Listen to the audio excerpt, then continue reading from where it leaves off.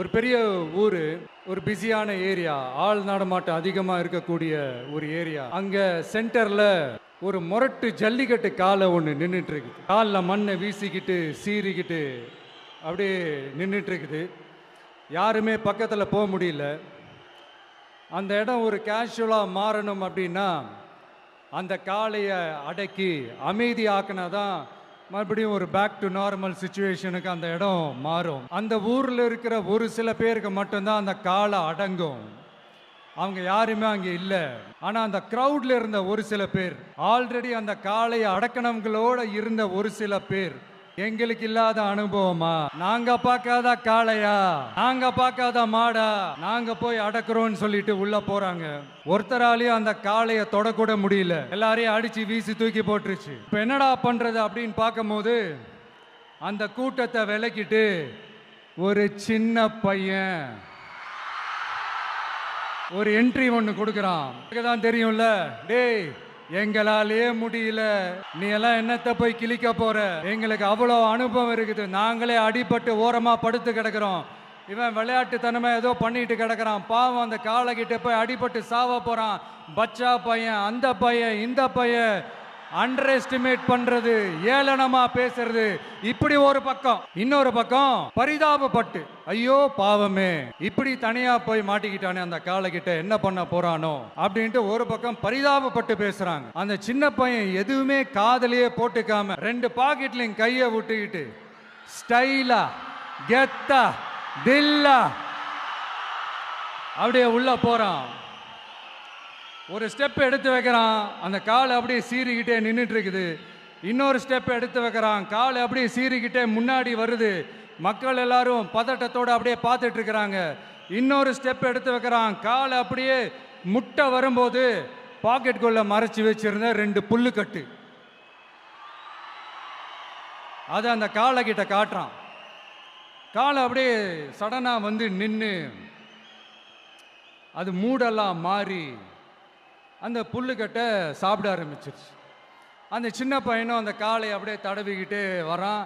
காளையும் பக்கத்தில் ஒரு குழந்தை மாதிரி நடந்து வந்துக்கிட்டு வருது.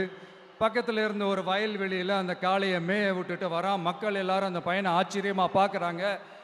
அந்த அடிபட்டு கிடந்த அந்த அனுபவசாலிங்க தலையை தொங்க போட்டு நின்றுட்டு இருக்கிறாங்க. ஏன்னா பேசின பேச்சு அப்படி. வாய் இருக்குன்றதுக்காக நக்கலுமா நையாண்டியுமா நச நச நச நசன் ஒரே பேச்சு. என்ன பண்றது, தலையை குனிஞ்சு அப்படியே நின்றுட்டு இருக்கிறாங்க.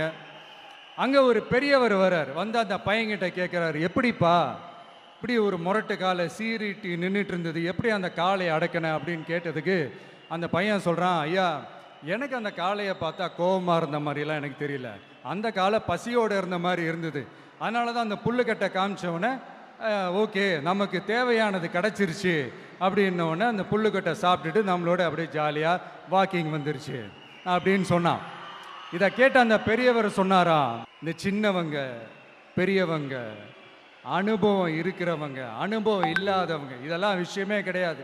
யாராக இருந்தாலும் அந்த சூழலுக்கு ஏற்ற மாதிரி அந்த சிச்சுவேஷனுக்கு தகுந்த மாதிரி என்ன பண்ணி அந்த ப்ராப்ளமை சால்வ் பண்ணுறான், ஏது பண்ணி அந்த ப்ராப்ளமை சால்வ் பண்ணுறான், அதுதான் விஷயமே, அதுதான் மேட்ரு. ஸோ நீ சூப்பர்ப்பா, என்ன ப்ராப்ளம் வந்தாலும் நீ சால்வ் பண்ணிடுவ அப்படின்னு முதுகில் தட்டி கொடுத்துட்டு அந்த பெரியவர் போகிறார். இப்போ அந்த கதையில் அந்த முரட்டு ஜல்லிக்கட்டு காலை தான் நம்ம தமிழ்நாட்டு அரசியல் களம். அந்த பெரியவர் தான் நம்ம தமிழக மக்கள். அந்த பாக்கெட்டுக்குள்ள ஸ்டைலா தில்லா கெத்தா ஒருத்தன் உள்ள வந்தான் பாருங்க, அவன்தான்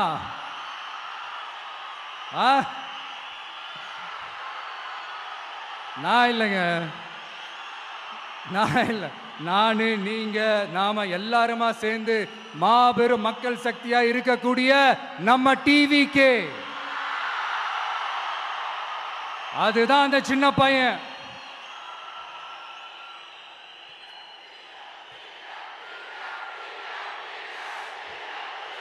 தேங்க்யூ தேங்க்யூ தேங்க்யூ.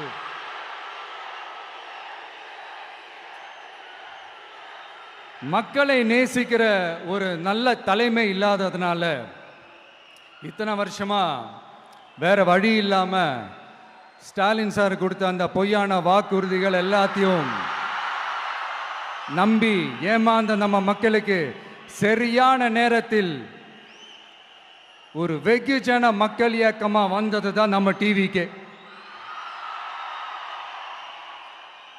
அந்த முரட்டு ஜல்லிக்கட்டு கால கதை ஏன் சொன்னோம், எதுக்கு சொன்னோம், யார் யாருக்கெல்லாம் சொன்னோங்கிறது புரிய வேண்டியவங்களுக்கு புரியும்னு நினைக்கிறேன்.